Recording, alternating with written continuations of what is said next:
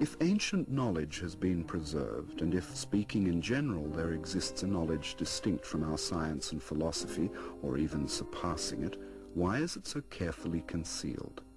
Why is it not made common property? Why are the men who possess this knowledge unwilling to let it pass into general circulation of life for the sake of a better and more successful struggle against deceit, evil, and ignorance?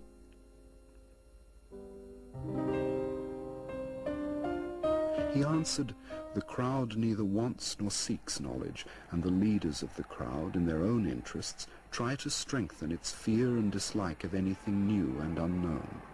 The slavery in which mankind lives is based upon this fear. It is even difficult to imagine all the horror of this slavery. We do not understand what people are loosing. To understand the cause of this slavery, it is enough to see how people live. What makes the aim of their existence, the object of their desires, passions, and aspirations, of what they think, of what they talk, what they serve, and what they worship.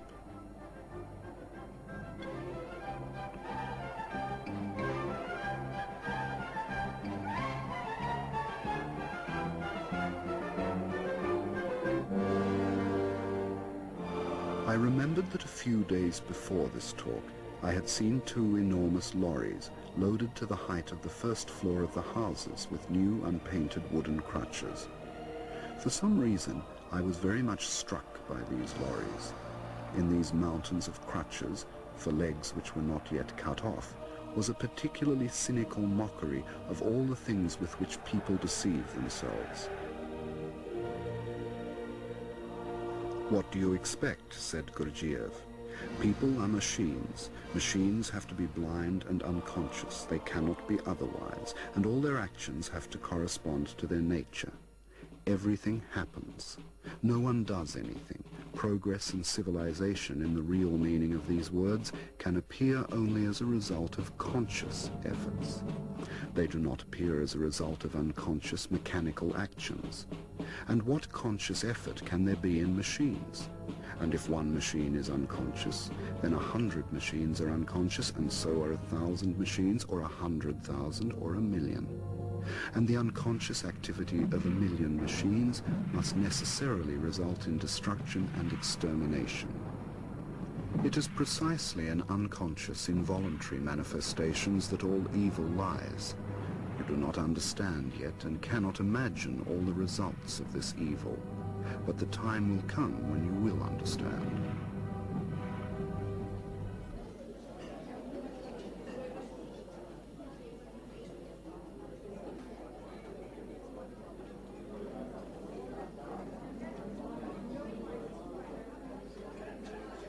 Talks with Gurdjieff and the unexpected turn he gave to every idea interested me more and more every day.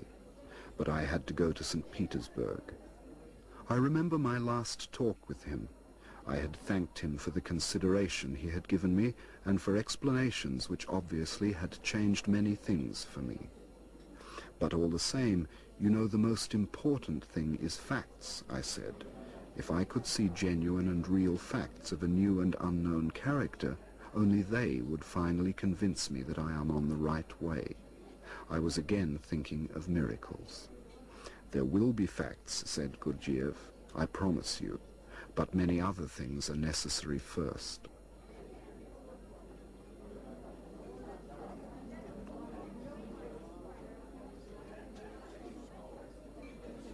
I did not understand his last words then.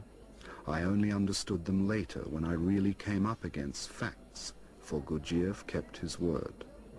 But this was not until about a year and a half later, in August 1916.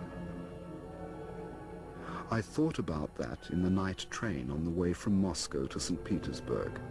I asked myself whether I had indeed found what I was looking for. Was it possible that Gurdjieff actually knew what had to be done in order to proceed from words or ideas to deeds and facts?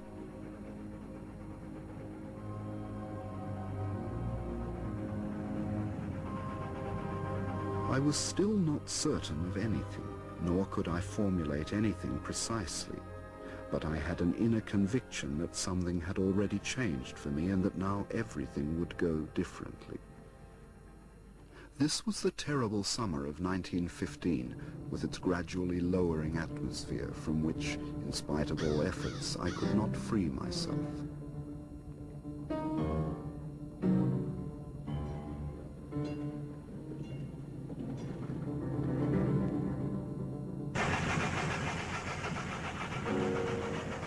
One day, it was already autumn, Gurdjieff telephoned me.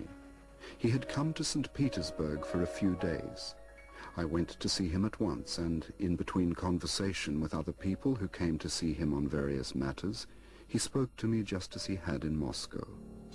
After January 1916, he began to visit St. Petersburg regularly every fortnight, sometimes with some of his pupils from Moscow.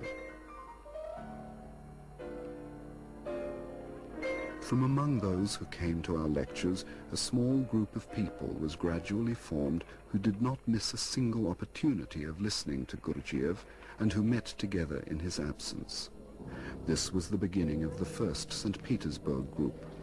The war was now being waged on Russian territory and was coming nearer to us.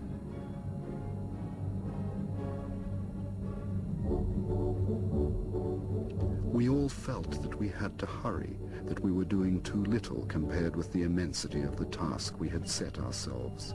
We realized that our chance of knowing more might go just as suddenly as it had come, and we tried to increase the pressure of work on ourselves and to do all that we could while the conditions were favorable.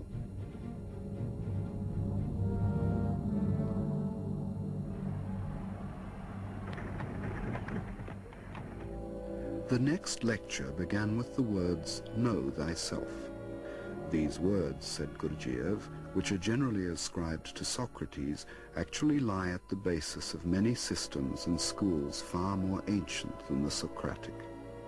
The modern man of our times, even a man with philosophic or scientific interests, does not realize that the principle, "know thyself," speaks of the necessity of knowing one's machine, the human machine. A man does not know himself. A man is a very complex machine, much more complicated than a locomotive, a motor car, or an aeroplane. People know nothing, or next to nothing, about the structure, the working, and the possibilities of the machine. They do not understand